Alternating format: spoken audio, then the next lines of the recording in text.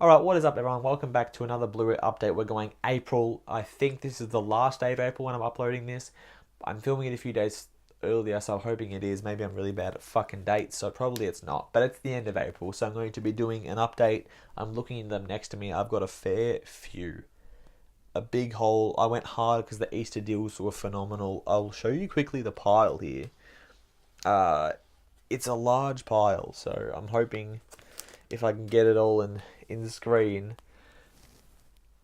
That's crazy. Look at that. Hopefully I didn't show you too much of the whole. I'm gonna go through them quickly because there's a lot. I think there's 22 titles or so, 21 titles in here. So let's get straight into these motherfuckers. Trick or Treat. This is a DVD because it doesn't have it on Blu-ray in Australia, but haven't seen that one. I heard good things. Actually picked it up off Chris Stuckman's recommendation. It's in one of the books. He had like 50 movies you have to see. That was on there and it was really cheap, so picked that one up. Next one we got here is the Thor Ragnarok Steelbook. This is a nice steelbook. Nothing too fancy. Fantastic movie, but obviously just Thor on the front there. Nice red there. Beautiful spine. And then nice art on the back. Probably got a few smudges on there. I've already watched this thing like 3 times, like with my mum, my dad, and then myself again. But it's a awesome steelbook. The next one is a phenomenal steelbook. This absolutely shits on the one before it. Not that one, but episode 7. This is episode 8, The Last Jedi steelbook. Awesome. This is like one of my favorite steelbooks of the Star Wars franchise. Freaking awesome art there. It's actually embossed there, which is really, really cool. Just got the, some characters there. Beautiful spine, which they don't even have the spine art for the Rogue One and the episode 7 one. And then some great art on the back. This is an awesome steelbook, and I'm definitely glad to have it. I got a few new release steelbooks purely because they were on sale, and I ended up picking them up for like, I feel like they were like $30, which sounds like a lot, but these are like Disney steelbooks, which are like $40 on new release, so I got them very cheaper. This is a movie I saw a couple of years ago that I actually really enjoyed, Spotlight. I was happy to pick this one up. I kind of forgot about it. It's it won Best Picture, of course, but it's a biopic about like the church and all that shit. It's actually really interesting and a really good movie. The next one we got Scout's Guide to the Zombie Apocalypse. This movie was such like a stoner guilty pleasure movie. That I remember I was working at the cinema when it came out, and I was like, this looks ridiculous. And then I watched it on Netflix, and it is ridiculous, but it's a lot of fun. The next one's a movie I really enjoy that has a pretty basic steelbook, but I very much like it. Saving Mr. Banks. As you can see there, it's just got the Disney and like the Mary Poppins like upside down, and then it's just a nice title that's actually embossed. You can't see that because embossed, but really nice red spine there, really white back. I like that when it's just like one color with just like a nice secondary color, just looking really cool. Another dope steelbook. I got a lot of cool steelbooks, guys. The Save Mr. Banks was actually one I got. I think I got them both for 50 on eBay with another one, but this one I also got off JB Hi-Fi for about $15.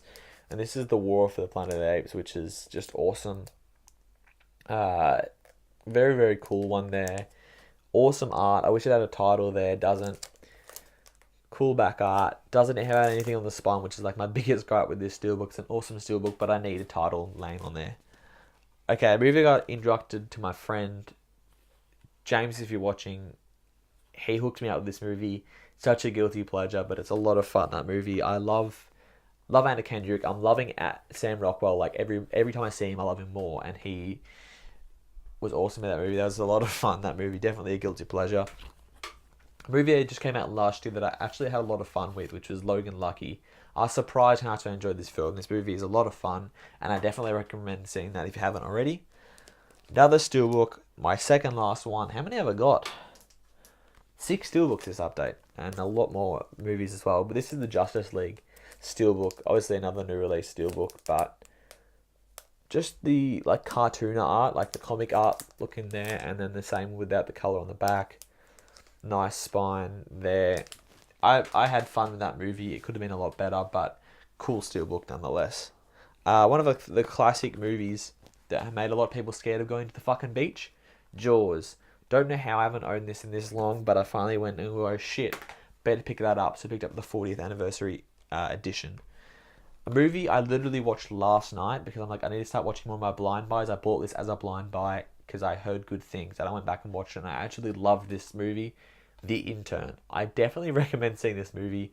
Robert De Niro's character is like one of the most likable people of all time, which is weird because generally his characters are quite like scary and intimidating, and both Anne Hathaway and Robert De Niro are fantastic in this movie. This movie is very, very funny, and I would definitely give it a watch.